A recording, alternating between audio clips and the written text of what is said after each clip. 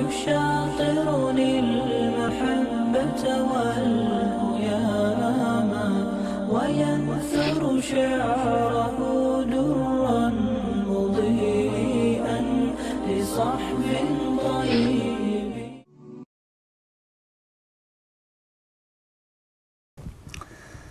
أعوذ بالله من الشيطان الرجيم. بسم الله الرحمن الرحيم. الحمد لله نحمده ونستعينه ونستغفره ونعوذ بالله من شرور أنفسنا ومن سيئات أعمالنا. من يهده الله فلا مضل له ومن يضلله فلا هادي له. أشهد أن لا إله إلا الله وأشهد أن محمدا عبده ورسوله. أما بعد. Barliq hamd sanalar alemlerinin perverdigarı Allah Teala'ga xastır. Peygamberimiz Muhammed Mustafa sallallahu aleyhi ve sellemge, aile azalarga, sahabelerge ve o zatga ta kıyametkiçe güzel ahlak bilen ergeşken barliq mümin Müslüman qarindoshlarga Allah'ın salamı ve berekatı bulsun. Assalamu alaikum ve rahmetullahi ve berekatuh. Aziz mümin Müslüman qarindoshlar, bugünkü dersimiz bolsa şübhelik narsalardan saqlanish haqida.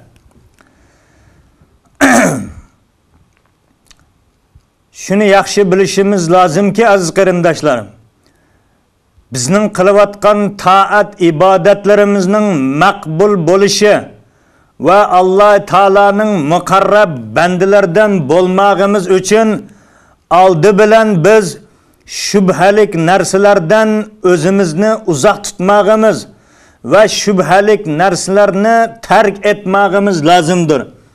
Şübhelik narsalardan uzak bolmasdan, onundan parhez kılmasdan, saklanmasdan bizning mana bu kılgan taat ibadetlerimiz Allah Teala'nın huzurida makbul bo'lmaydi aziz qarindoshlar. Qilayotgan taat ibadetlerimizning makbul bo'lishi uchun faqat ve faqat halal narsalardan foydalanmag'imiz, haram narsalardan uzoq turmag'imiz lozim. Shubhalik narsalar ham shuning jumlasidandir. Uningdan parhez qilib, uzoq turib, voz kechgan holatimizda kim bizning qilgan taat ibadetlerimiz makbul bo'ladi. Shuning bilan biz Allah Teala'nın muqarrab bandalarining qatoridan sanalamiz. Shuning uchun Allah Teala Qur'oni Karimda Nur surasining 15-oyatida mundaq deydi. Bismillahirrohmanirrohim. Ve tahsabunahu hayyinan ve huwa indallahi azim. Uni sel çağladыңlar dedi. Halbuki Allah'ın nazarında o çok günahdır dedi. Mana bu ayet Ayşe anamızga çaplangan töhmet hakkında bazı bir insanlar töhmetlerini çaplab kılganlığı için Allah Teala mana bu ayetini nazil kılgan eken aziz qarindoshlar. Töhmet çaplaş hem insanlar bu addi işlep oylaydı.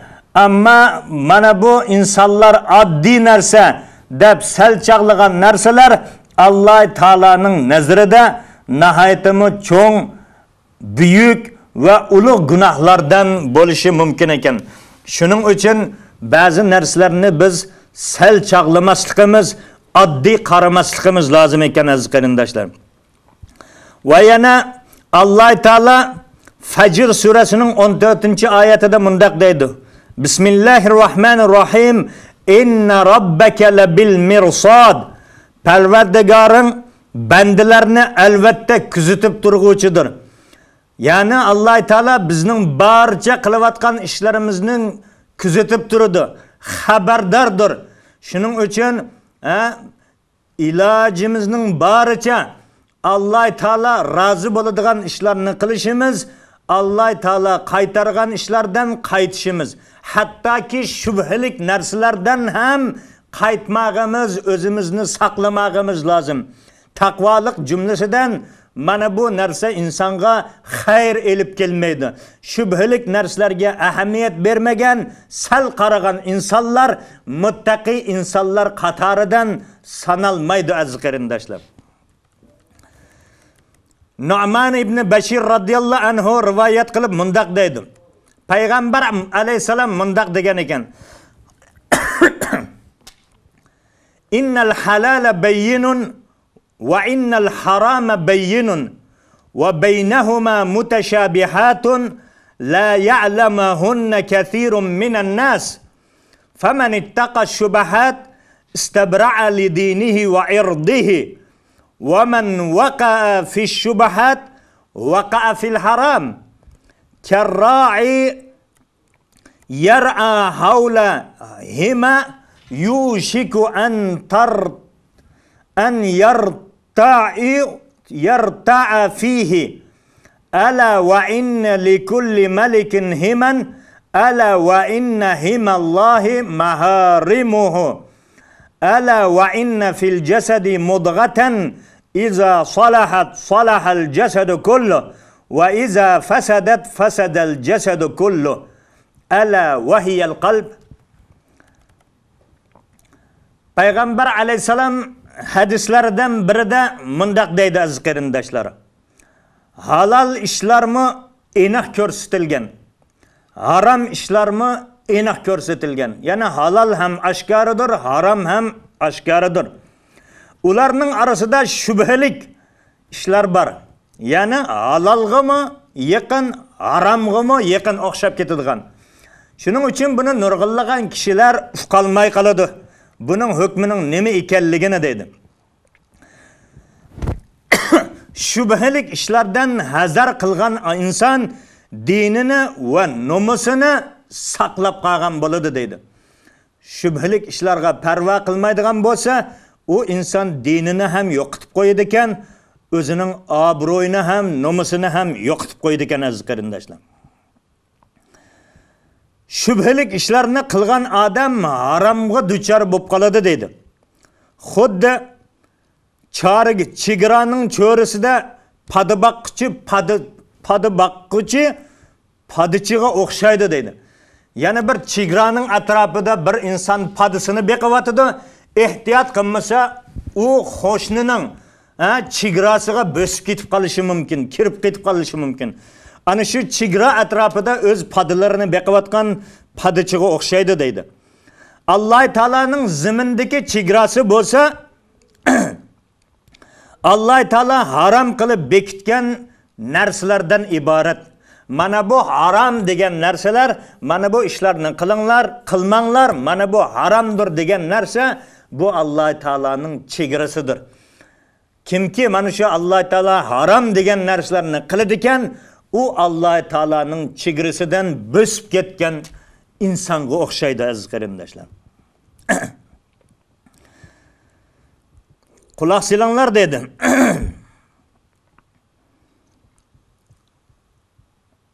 İnson badanida bir parcha go'sht bor dedi. Bu go'sht tuzalsa butun badan tuziladi dedi. Bu buzilsa butun badan buziladi dedi. U bo'lsa-mu yurakdan iborat, ya'ni qalbdan iborat dedi. İnsonda mana shunda qalb degan bir narsa bor. Bu qalb to'g'ri bo'ladigan bo'lsa, insonning barliq ishlari to'g'ri bo'ladi. Mana bu qalb buziladigan bo'lsa, u insonning barliq ishlari yo'ldan chiqib ketadi, buzilib ketadi aziz qarindoshlar.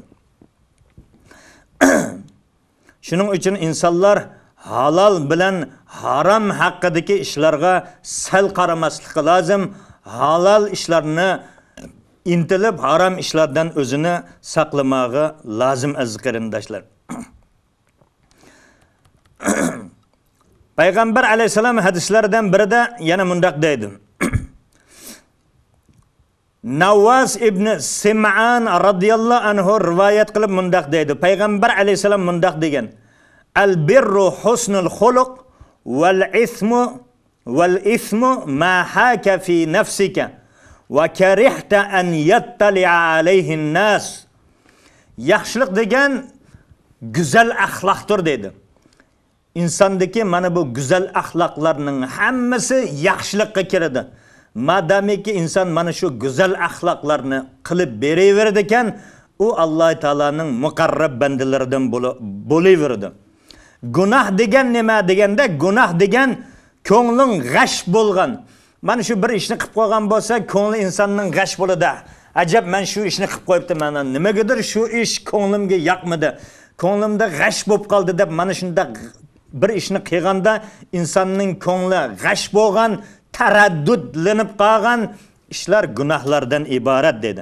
Shuning bilan birgalikda kishilar uni bilib qilishini yoqtirmagan ishlar ham gunoh ishlardandir dedi. Masalan, o'zi inson bir ishni qilyotdi, ammo shu ishni insonlar bor yerda qilolmaydi. Nimaga? Insonlar buni yomon ko'radi. Shuning uchun mana shunday ishlardan ham inson o'zini tiymog'i, o'zini saqlamog'i lozim ekan aziz qarindoshlar. Shuning uchun payg'ambar alayhisalom hadislardan birida buistu li utammima makarimal axloq dedi. Men barliq go'zal axloqlarni maromiga yetkazish uchun avatilgan bir payg'ambarman dedi.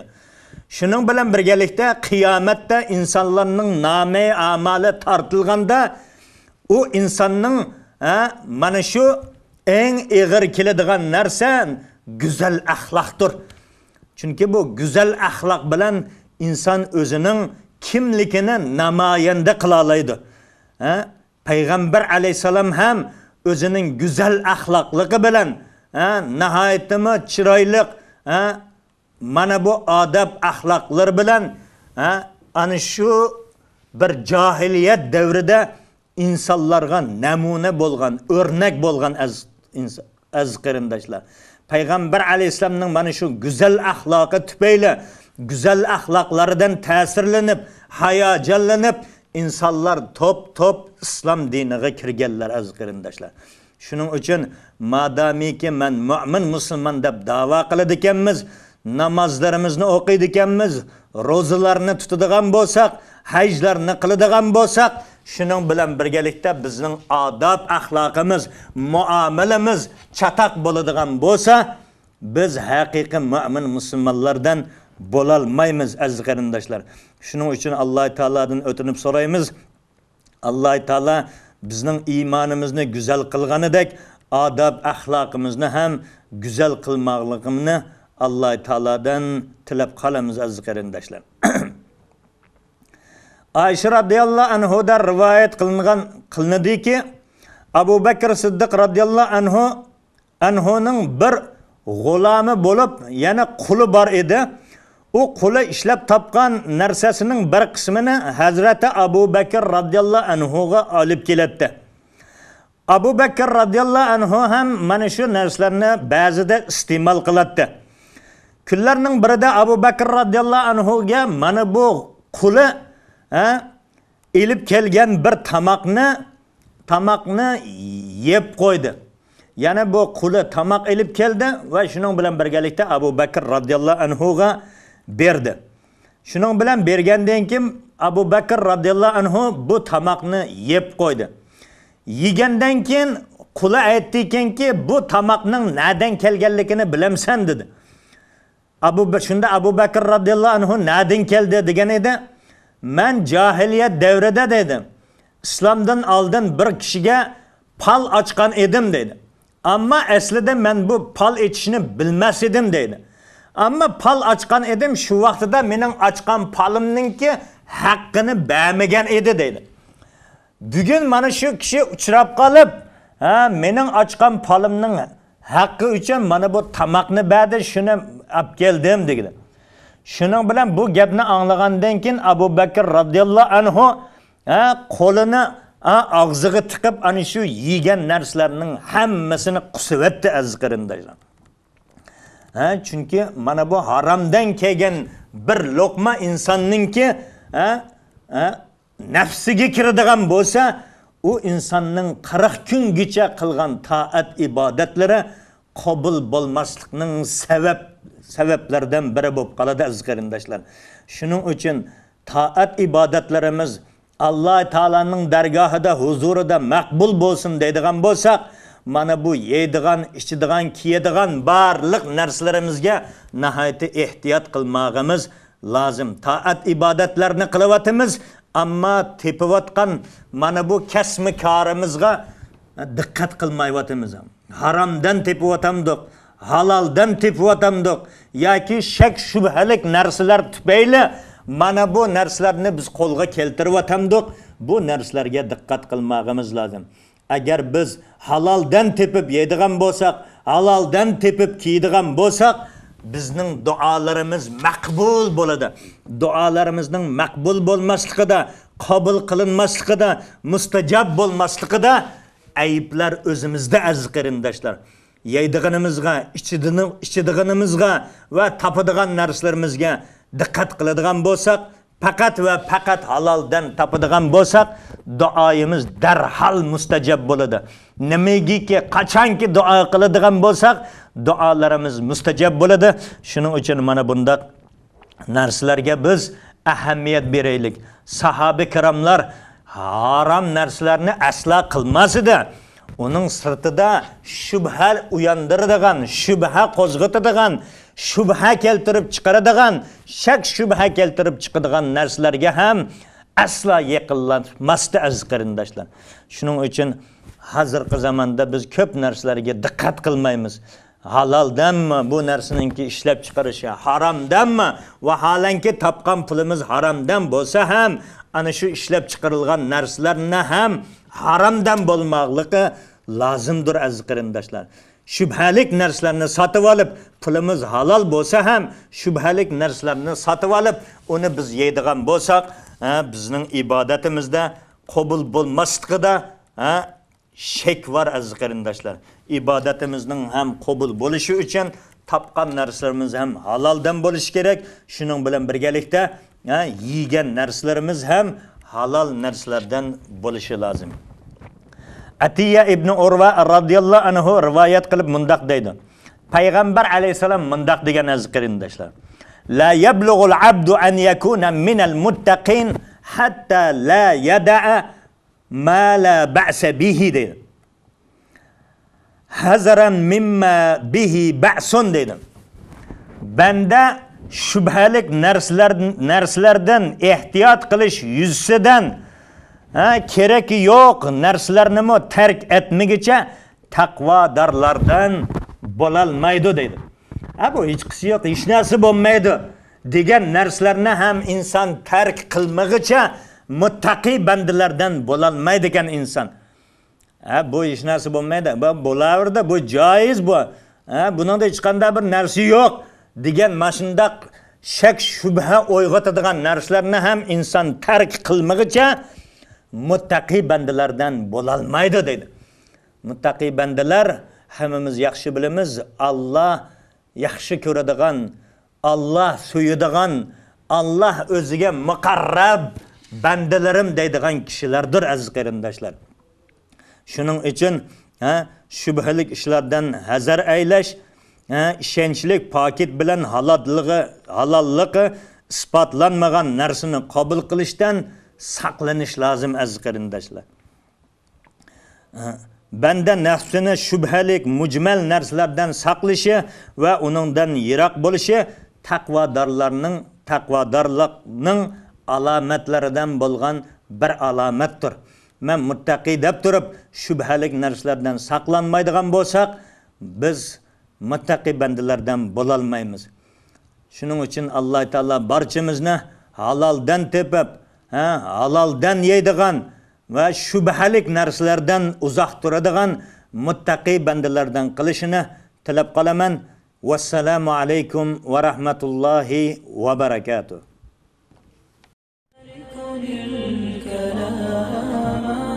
يشاطرني المحبة والهيام وينثر شعره درا